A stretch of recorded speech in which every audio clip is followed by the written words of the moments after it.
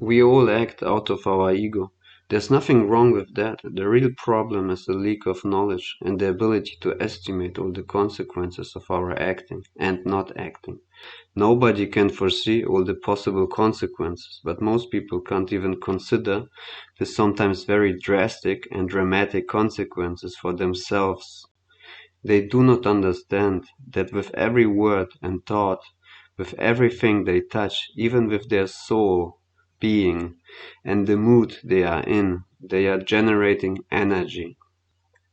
It surrounds you as an aura, energy that won't go away, but affect the whole world we know, and maybe other worlds, especially the one within yourself. This energy, due to the first law of thermodynamics, can only be transformed from one thing into another, and if we cannot transform enough negative energy, we will continue to have problems like we have now.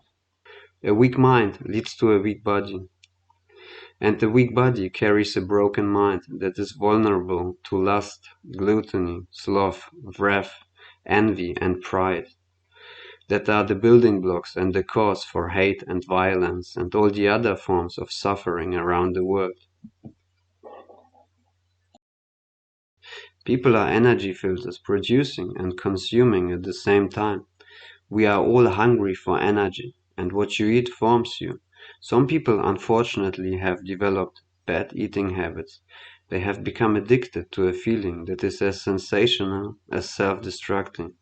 Those energy vampires have developed an addiction for dominance, power and control over others instead of seeking dominance, power and control over themselves, manipulating and causing others pain to avoid dealing with their inner selves. They are afraid of the shadow Carl Jung is talking about and the painful responsibilities as a human being.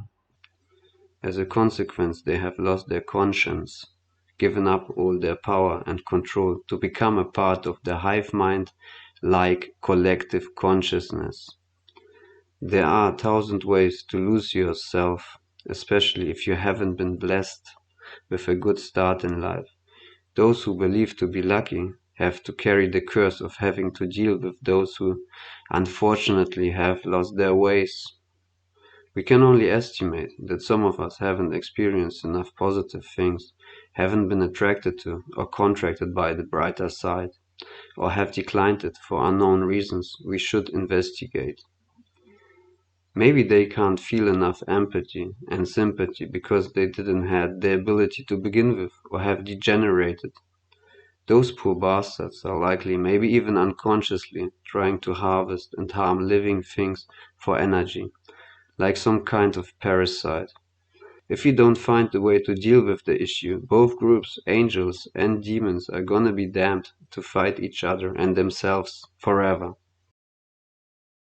A possible solution, if there is one, is to teach our children to be beyond happiness, to generate and spread positive energy and show them how to deal with negative energy and the catch with the dark side, instead of promoting selfish searching for the next dopamine kick to get high on. With self-control and restriction, independence through realization, acceptance, the search for wisdom, comes freedom and eventually much more peace of mind and body. Learn to appreciate the little things, accept necessary suffering as a dualistic part of this reality, and challenge it. Practice self-cultivation to develop a good character everyone will like and appreciate, even if someone doesn't want to. In my experience, even the oldest, most grumpy geezer does break at some point.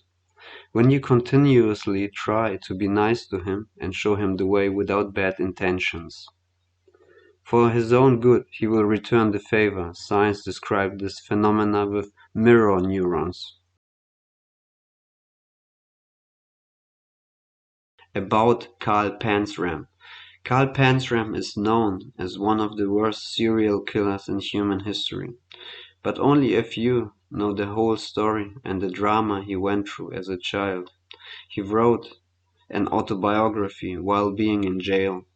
Like every one of us, Panstrom was a human being. Not the one we want, but the one we needed and deserved. Everyone serves a purpose. He did a lot of bad things I don't support, but to be honest, he did stand up for himself when nobody else did. He was fighting with some very sinister people he encountered. He fought for his freedom in a strange way. He was a product, a pure light fire of hate and wickedness, and so many other things that are very wrong with the world. He had bad role models and got the wrong idea. He experienced that whoever is stronger and more powerful is always right, and that was his rule he lived by, not caring about anything, it seems, trying to take revenge on the world that made him suffer so much, and in return became a part of what he so despised about humanity. It's one of the most tragic stories I have ever read. If his tragedy is supposed to teach us anything, it's to not become what the dark side of this reality wants us to become. But how are we gonna do that without changing reality itself? One thing we can do is keeping the evil seeds within us from growing, cutting off the dark roots with the help of others and self-cultivation. I can't blame Pantram. It's not his own fault. He didn't know, was so young, couldn't possibly comprehend what he got into. If you want to pretend you'd be different in his shoes, in his place, I wouldn't agree and call you a fool. He didn't know what he was doing, and how would you? Didn't fully understand anything about this world, like most people, and before he knew it was too late, and the contract was signed. It's difficult to change habits, and the dark side can be very charming, while it slowly tightens the rope around your neck without you even noticing. Once your heart and mind is broken, because they can only take a certain amount of pain, it's very easy to lose your way.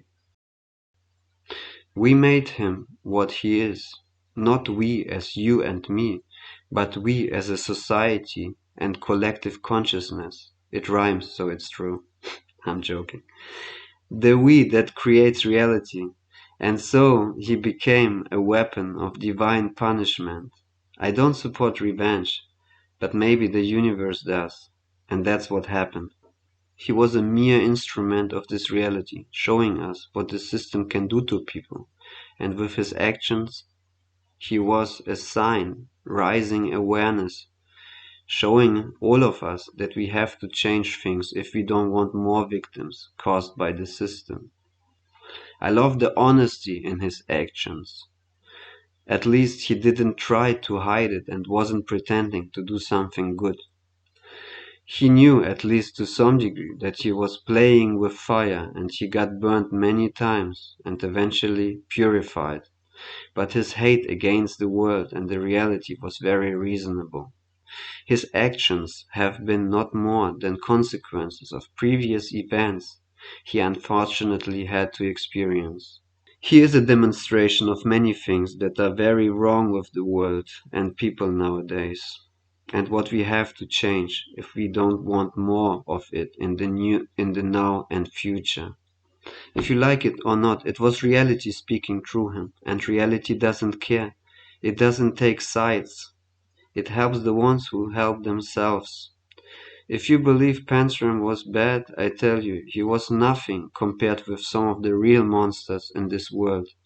Politicians, dictators, cult leaders, coming from rich and influential families.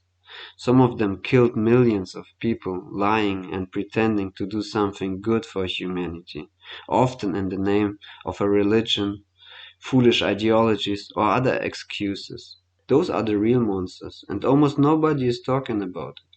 We are all part of a system that is killing by the billions, running on fear and control. A system that is producing psychopaths because it is run by the worst kind of self-lost lunatics. Maybe it's too scary. Maybe it's too scary, too big of an evil to face for most people. The worst thing is, we can't even blame anyone but the people of the past, the creator, reality itself, and ourselves. if we continue living in fear and ignorance. So we can only learn from the others. The one thing we can impact and influence is ourselves. Blaming someone isn't a solution. If you want to fix something, you need to fix the cause and the origin of the problem. But how do you repair something that maybe isn't even broken? The people you think are evil because you believe them to know what they are doing, who maybe know what's going on a very small scale of things, who are involved in any kind of conspiracy against other people, are actually acting against themselves because they just don't know enough. They know far less about how this reality might work than me and you. Their knowledge is based on bad experiences and false information. Therefore, their mind has developed for self-protective reasons a very small, limited, egocentric, survival-oriented way of thinking, not seeing or ignoring all the possible negative outcomes for them and others, and will sooner or later have to face the consequences of their doing or not doing. Their self-centered, self-destructive, materialistic ignorance and inability to foresee what they are doing to this world and the reality we share is our all downfall. But once again, we can't really blame them, because if they knew better, they wouldn't do it. And instead of giving lost people hope and the way to change and come back to sense, we scare every possible change for the better away with our judgment and the fear of imprisonment. I think for some people there is a point of no return. That's why we have to learn to master our body and energy early on, before we're gonna develop too many bad habits. So it's either or both a spreading mental illness and a leak of information we have to deal with. But if we don't stop the fuckery, it's just gonna get worse. Till you have no choice left, and then maybe next time the universe is gonna use you and violate you, and you won't even know. Welcome to this reality. So now, if we can think far enough, we do not really have a choice. If we want to turn the tide and create a good life for ourselves in the now and future, we have to go the hard way and take responsibility for our action. Even though going against the negative stream is quite an uncomfortable swim. But considering what we know and don't know, it's the right decision, in my opinion, not only because it feels right and good, but also because nobody wants to be the victim of an unforgiving universe in his next or her next life. We got here once, and no memory of anything else, so it's very likely it can happen again. And you don't know if, when, or where you will be born again. You don't know if there will be some kind of judgment for actions within the human experience. But it's not unlikely, it's obvious, to have some kind of purpose. And I would like to avoid a reincarnation, because I can imagine much better places to be and states of being. But there is something telling me that this place is supposed to be as it is, just perfect for the human experience. There is proof, for example, some very well documented cases of past life and reincarnation experiences, furthermore near-death experiences and imaginable journeys with the help of psychedelics are very strong indicators that show us that there is more to our being than life and death, more than conventional materialistic thinking will ever be able to explain. But even without the absolute certainty, why would you want to risk anything really important like the chance of a better world with less suffering, your energy and soul, when we know with absolute certainty that nothing good will ever come from choosing the dark side? Every movie tells you, every book tells you so. People show you.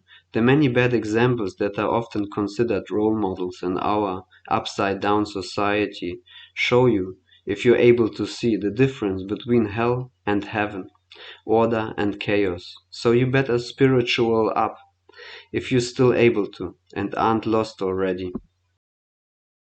Many have lost the connection to themselves and have become an instrument of some god's wrath or just some toy, a pawn in the bigger scheme of this reality.